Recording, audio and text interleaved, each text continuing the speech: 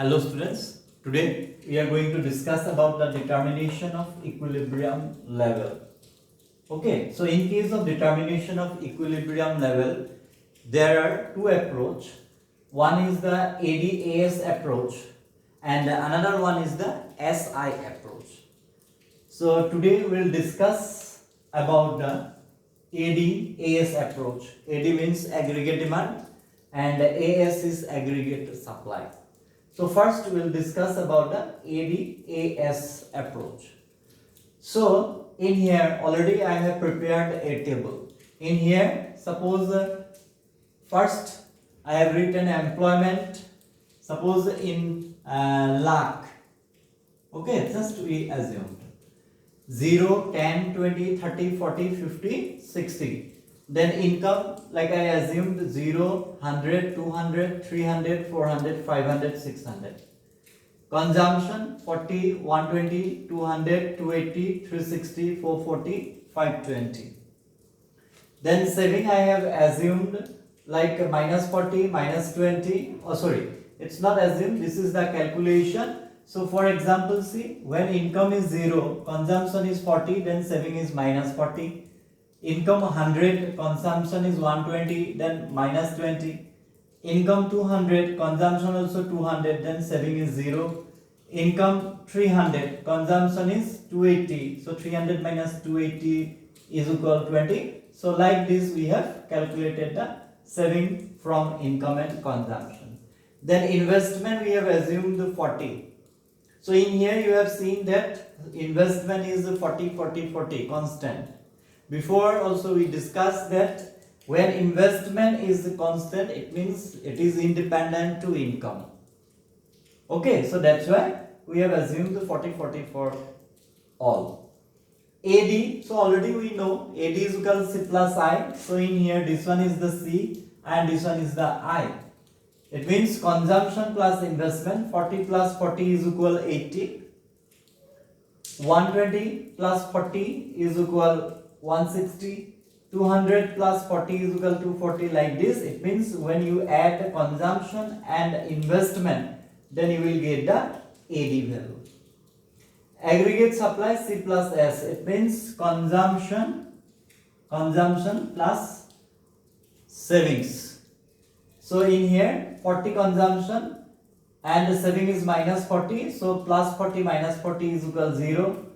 Consumption 120, saving is minus 20, so AS is 100. So like this I got aggregate supply. In here, in remarks part, what you have seen, first AD greater than AS, it means 80 greater than 0, then 160 greater than 100, 240 greater than 200, then 320 greater than 300. So these are the, you have seen that AD greater than AS. Then you have seen that this 400 is equal 400, it means AD is equal AS. Then again you have seen that AD less than AS, AD less than AS. Okay, so in all these information, if we take and diagrammatically we show.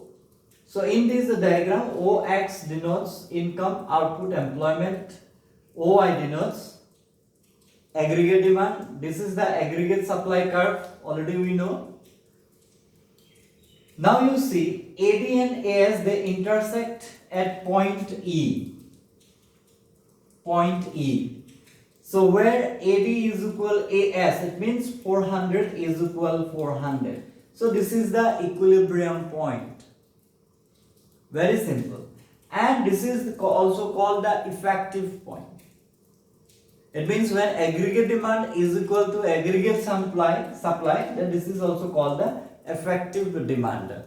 So from this table you have seen that when 400 is equal 400, AD is equal AS, it means this point where they intersect.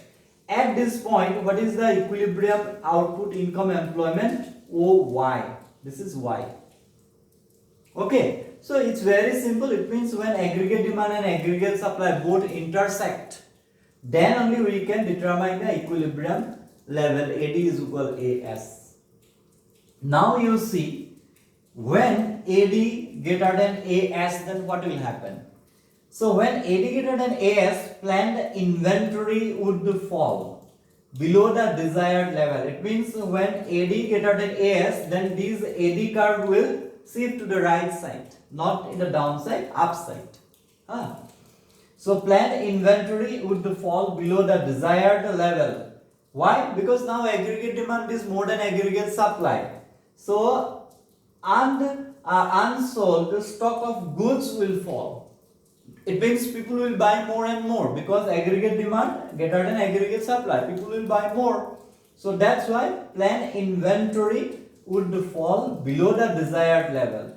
To bring the inventory back to the desired levels, firm would resort to increase in employment and output until the economy is back to the equilibrium. Back to the equilibrium means what? When it will reach to the OY, because Y is the equilibrium level of income. Okay, when AD less than AS, AD less than AS means what? Demand deficiency. Why demand deficiency? Because less demand. So when AD less than AS, it means this aggregate demand curve will shift to the downside, this side, left side. Okay, so in that case, planned inventory would rise. Planned inventory means what? Unsold stock of goods. Unsold stock of goods will increase. Why? Because less demand.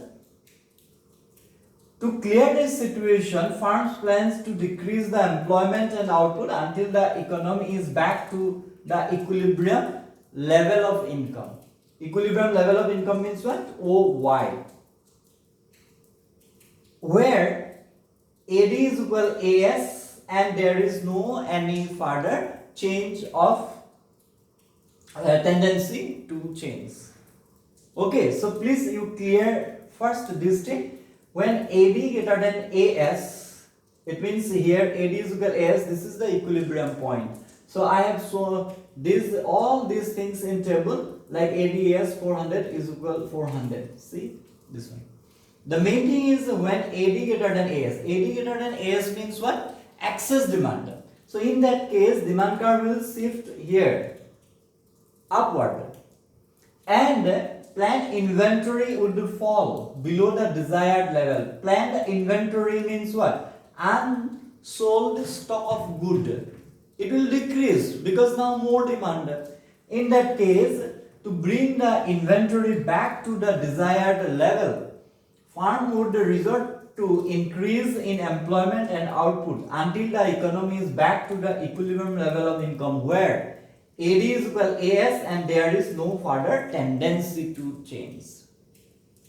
Okay, and when AD less than AS, it means this is the deflation. This is the demand deficiency, and deflationary gap arises because of this AD less than AS. So when AD less than AS, then this AD, you have seen, it will go down. Okay, like here. In that case, planned inventory would rise because now less demand. Okay, so when less demand, planned inventory means what? Unsold stock of good. It will increase because people will buy less. In that case, to clear the situation, firms plan to decrease the employment and output until the economy is back to the equilibrium.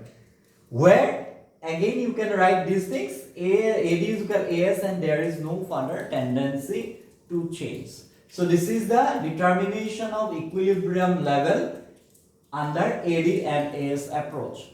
So in exam you can get the AD, we know na, C plus I, in here C plus S. So you can write like this also. Okay, it's very easy and simple to understand, but main thing is that you have to assume this employment, then income, consumption, then savings to automatically it will come when you will calculate income and consumption. Investment you can assume, but you remember that you have to keep it constant because we have assumed that investment is independent to income, then AD, C plus I, this is C, this is I. So when you add the C and I, then you will get this value. AS, C plus S, C, and S savings. So if you add this, then you will get the AS. So after that, when you see, then first time in remarks you have seen AD greater than AS, AD greater than AS. Then you saw that 400 is equal 400, AD is equal AS, and after that again you see that AD less than AS. So when AD is equal AS, then too you know that this is equilibrium point. Okay, but if AD greater than AS, it means planned inventory would fall below the desired level. And if AD less than AS, it means planned inventory would rise. So students, you please remember these equations, like when AD greater than AS, what will happen? When AD less than AS, what will happen? It's very important for your exam, because sometimes separately you can get this question for 3 marks, that if AD greater than AS, then what will happen? Explain with a diagram. So when AD less than AS, what will happen?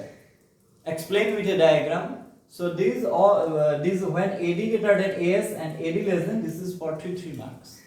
So that's why you should know that when AD greater than AS, what is the meaning? It means inventory, planned inventory would fall. What is planned inventory? Unsold stock of goods. It will decrease because more demand. And in here opposite, planned inventory would rise. It means now less demand.